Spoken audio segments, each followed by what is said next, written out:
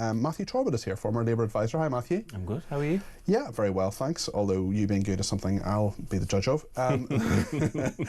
Lots around today. Early prison releases risking public safety. Very interesting that the head of the Metropolitan Police has been talking about this, certainly, and saying they just don't have enough money, resources, and if you, unsurprisingly, put a load of people on the streets out of prison, well, there's going to be more crime. Yeah, quite possibly, and I think we saw that by, I think, those that were released in the early release scheme in the summer. That's right. About 90-something%, I forget the exact figure, but around 90-ish% went straight back not long after. Now, I don't think that was a failure of the scheme. I think that shows that prisons don't work as they currently are, because if you're coming out, you should be not only punished but rehabilitated, and you should therefore be willing and able to get on in society. I think when you're leaving with a £50 travel voucher after spending, from what my friend tells me, 23 hours a day in a cell, you're not ready to integrate back into society. The government's got a tough one on this. It's like trying to get the eggs out of a baked cake, because for 14 years the Conservatives only found 500 prison spaces. That's right. And since 1993 the prison population has gone from 44,000 to now 88,000. That's doubled. The reasoning for that, as David Gork outlined in the sentencing review, is because the sentences we've given for crimes has got more and more and more. It's increased, which I think also doesn't show a deterrence necessarily either.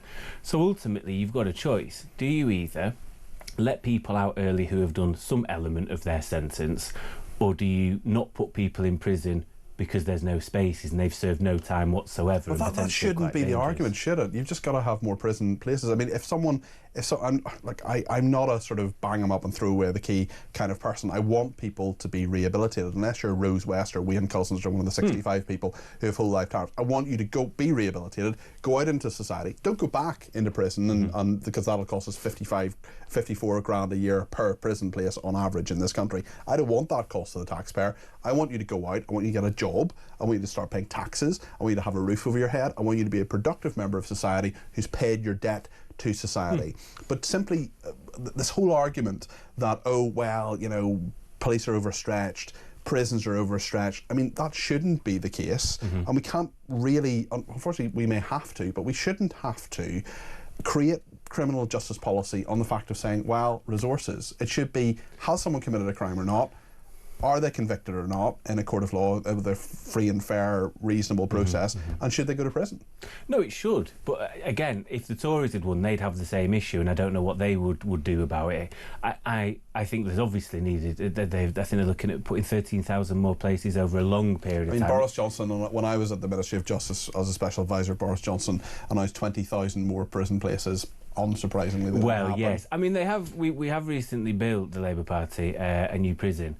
HMP Millsack. The problem is, I don't think you can build your way out of this issue as a long term. Ultimately, people have to have somewhere they get sent. But that cost $1.5 billion for, was it 5,000 places? Or was it less than that? 1,500 places. You're not really getting £5 billion quid. Yeah, exactly. I have a bridge I can sell them. Well, let's talk about Sadiq Khan. He has called for cannabis to be decriminalised. Where do you stand on this? Yeah, I think so. I think in many police forces, Durham Police was one of the more famous examples. It sort of essentially already is with regards to possession.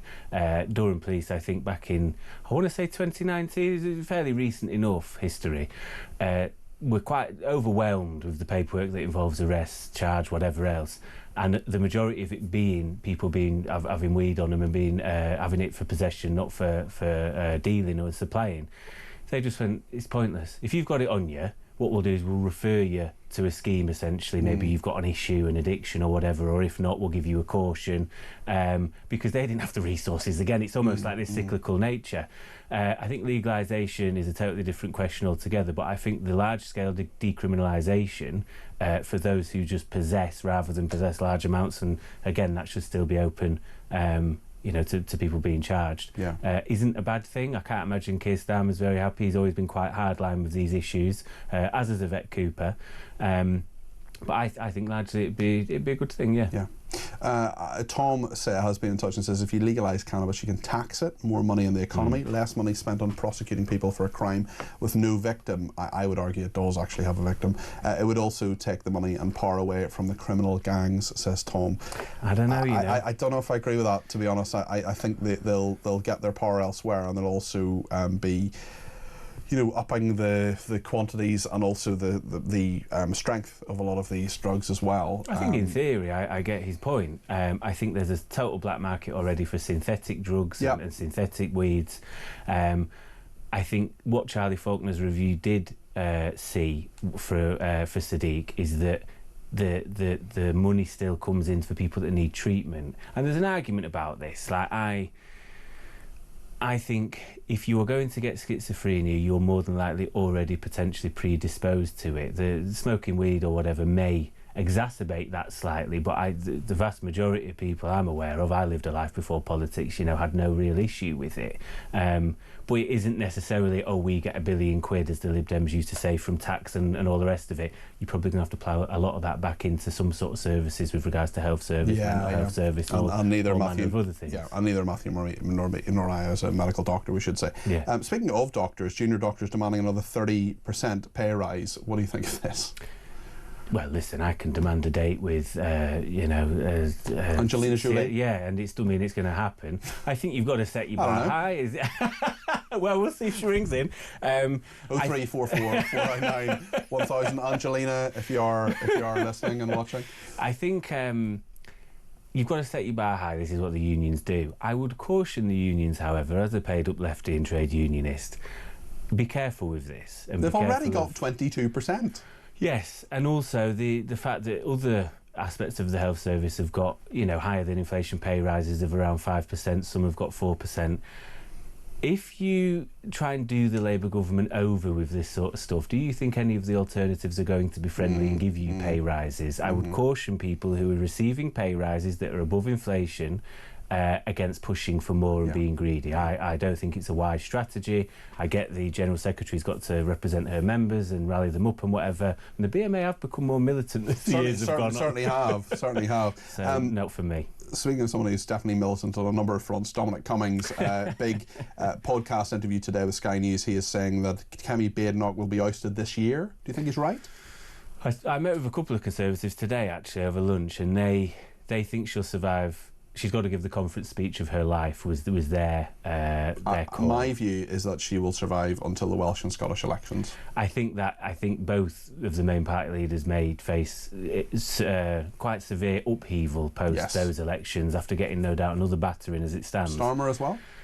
Yeah, but I forgot how ruthless and how little he cares about those around him. I think Rachel Reeves will be the sacrificial lamb maybe for that one, just to allow him some breathing space. If she survives that long, I think she's at serious risk. Matthew, I wonder if I can ask you about another story. We haven't sort of told you that we're going to do this, but I know you can react to all sorts of things. This is a big story that's happened today, and it's 2 police constables who have been cleared of any wrongdoing when it comes to tasering a 92-year-old man in a care home. I just want to play this clip again and get Matthew's thoughts on it, and you're welcome to give me a ring on it as well. 0344. Pop it down for me, on the floor.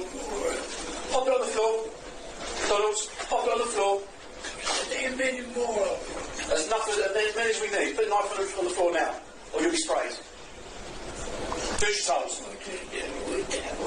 Put it down. Put it down. Donald, put it down. Seriously? Last chance. Can you hold that door? I can't get a good angle. Donald, put it down. Put it down now. Come on. Last chance. Right, put it down. Drop the knife. Drop the knife. Put it on the floor. Do it now. Drop the knife. Donald, drop the knife. Donald. Put it down. Put it down. Taser, taser.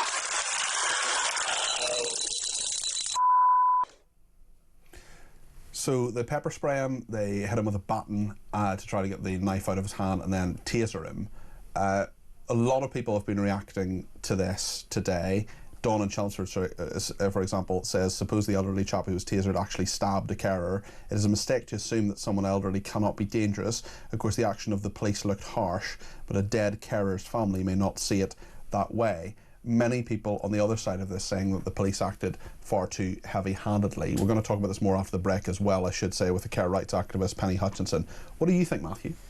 It's upsetting, obviously. That's the first time I'd heard of the story. I hadn't seen the footage.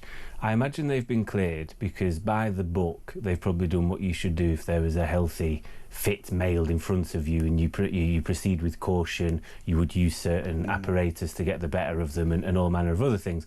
That gentleman appears to be sat down, is obviously very elderly. It would be a mistake to think he couldn't potentially be dangerous, and if something's gone on before, maybe so.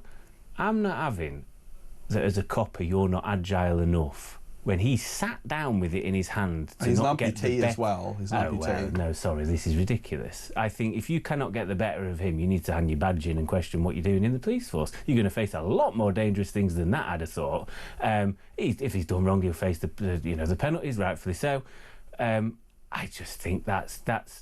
I wouldn't even just say it's heavy-handed. It's a bit like obtuse and ignorant. I understand doing things by the book, but sometimes there's by the book and there's by the book with an addition of common sense. Yes, I would as well, say so. and judging each. But you know the problem is with a lot of this sort of stuff. If they had done what I'd have just said, they may well have been found guilty of misconduct because they hadn't followed the book. This is maybe the problem. That's also a very, very valid point. Matthew, thank you. That's Matthew Torbitt there, former Labour advisor.